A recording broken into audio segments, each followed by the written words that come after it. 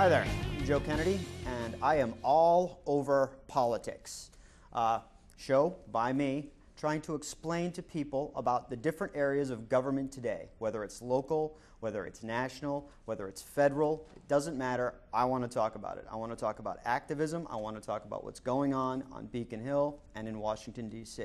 Specifically today, first of all, welcome to my first show. Today, I'm going to talk about tea parties. I'm going to spend a significant amount of time talking about the misconception that we have today about what's going on with the tea parties in our nation. Most people don't really know what a tea party is. After I get through that, we're going to introduce and talk to Jon Loya, who's running for rep here in the wonderful state of Massachusetts. And finally, I'm going to talk a little bit about activism and exactly how people need to get involved with what's going on in government today. But first, let's go on to talk about the Tea Party. Now, for those of you who have been watching the mainstream media, I'm talking about Fox News, CNBC, all of these different news organizations that are just pumping the message of what is going on in politics today into your household, you have a specific conception of what the Tea Party is and what it isn't. I'm telling you right now, for most of Americans who aren't actually physically involved in the Tea Party, you have no idea exactly what the Tea Party is. For example, the other day I was on Facebook and I was writing some information about how the Black Panthers had been calling some of the Tea Party people racist.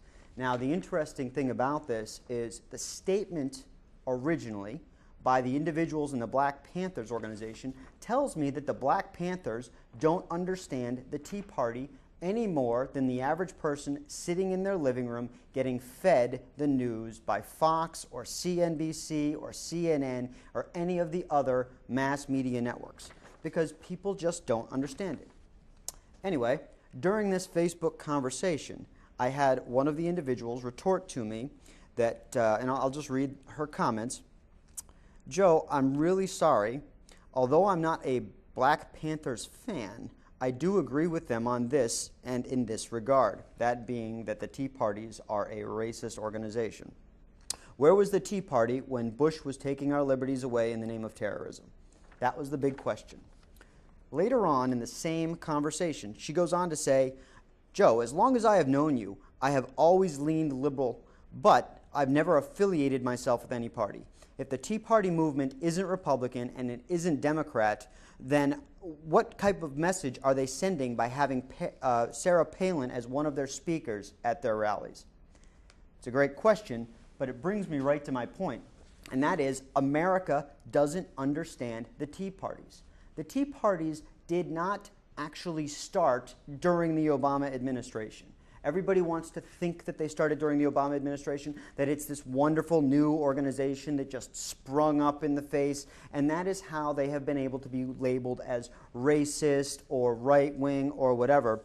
But the truth is that the Tea Party is really just an extension of anti-tax movements that have been going on not only today, but all the way back consistently in America through the 70s, and was also a very prevalent force back in the 1930s. Well, let's think about what's going on today. We got the Great Recession today, which is really turning into the next Great Depression. And back in the 1930s, we had the original Great Depression. Look at all the similarities between the two. We've got unemployment skyrocketing. They want to tell you that it's at 8, 9, 10, 11%. If you take a look at it in the same metrics that we were talking about during the years of the Great Depression, we're at around 22% unemployment today. 22%. Now, in the Great Depression, unemployment was in, yes, the mid-20s. What else was going on in the Great Depression? Housing prices were falling like rocks. People were getting taxed right and left.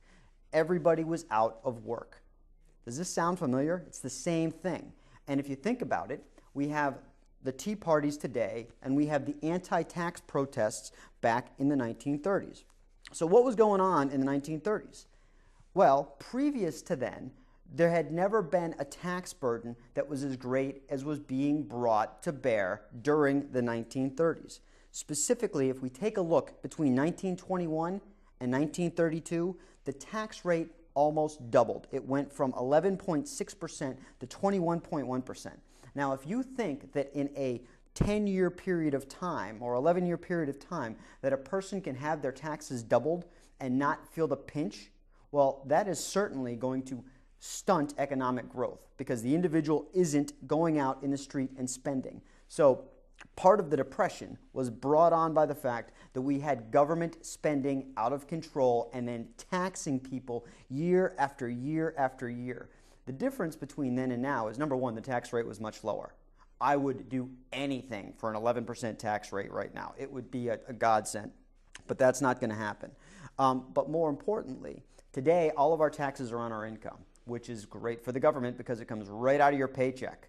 Back then, a lot of the taxes were based upon real estate. If you were a homeowner, they were taking money out of your real estate taxes, which is very interesting, and it did a lot of things in certain geographies, which I'll get to in a second. But the important thing that we have to realize is the Tea Party movement itself, today and in the 1930s, is decentralized. Back in the 1930s, there were over 3,000 independent organizations that considered themselves anti-tax. And you know what? In the 1930s, they also used the Boston Tea Party as symbolism for some of their anti-tax revolts. Now, today's Tea Party, we show up and we do a lot of rallies. The interesting thing, if we go back to the 1930s during the Great Depression, they were doing a lot more than showing up at the rallies with a bunch of signs. They stopped paying their taxes. This was a fantastic, phenomenal statement by the people getting together and stopping to pay their taxes. Giving you an example, just one of those 3,000 organizations, which was the Association of Real Estate Taxpayers in Chicago, had 30,000 members who stopped paying their real estate taxes year over year.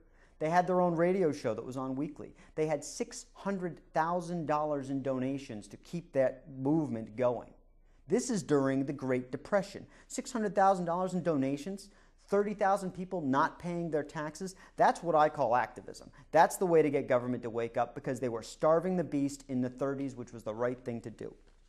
These parties, these groups of people in the 30s were so powerful that they caused 16 states and municipalities to go ahead and create legislation that would limit taxation specifically on real estate, which was crushing their economy then.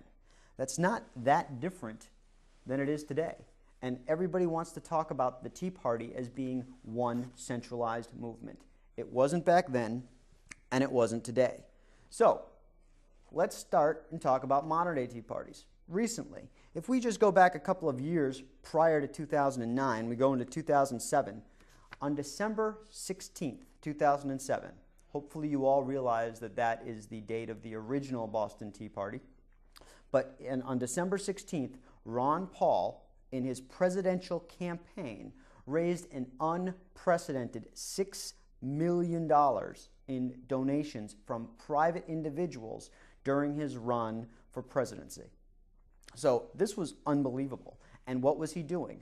Prior to the Obama administration, he leveraged the whole concept of the Tea Party, the anti-tax, the fiscally responsible government to enable him to raise a significant amount of money.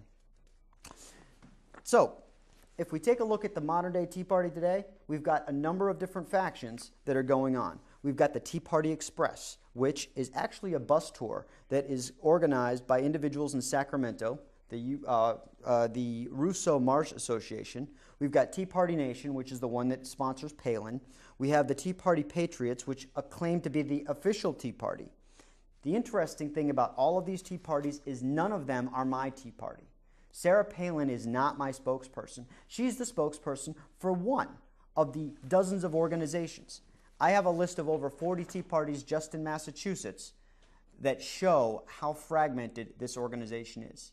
So if you take a look at the Tea Party, it's an anti-tax movement that's all over the place, not specific to anybody or any group or any message. So if you don't understand that, you don't understand the Tea Parties. Any generic question or statement that can be made about them is completely inaccurate and completely incorrect.